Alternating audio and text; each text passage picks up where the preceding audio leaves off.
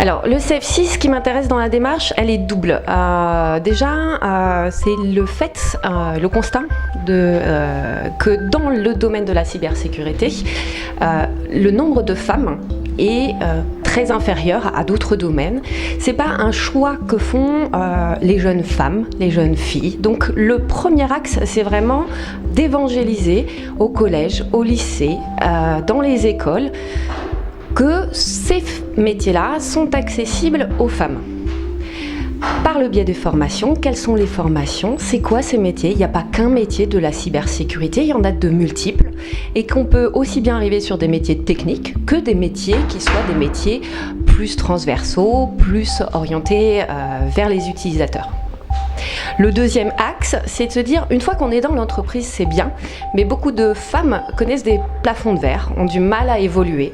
Et en reconnaissant le rôle des femmes dans la cybersécurité, c'est lever petit à petit ces plafonds de verre qui existent. Et donc, c'est l'objet et mon engagement au CF6. Alors, l'évolution, c'est...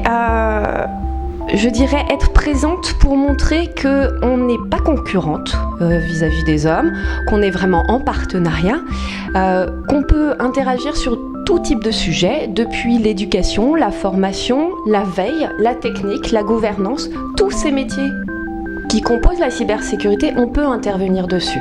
Et qu'on soit un homme finalement ou une femme.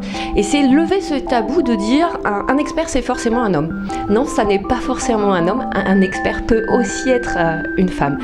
Les moyens dont on a besoin, c'est avant tout des moyens de communication, des moyens d'avancer vers les autres, mais vers tout type de public. Parce que aujourd'hui, s'il n'y a que très peu de femmes dans ce domaine-là, c'est peut-être aussi une façon de dire il faut évangéliser les hommes sur le fait que ces femmes peuvent occuper ce type de fonction.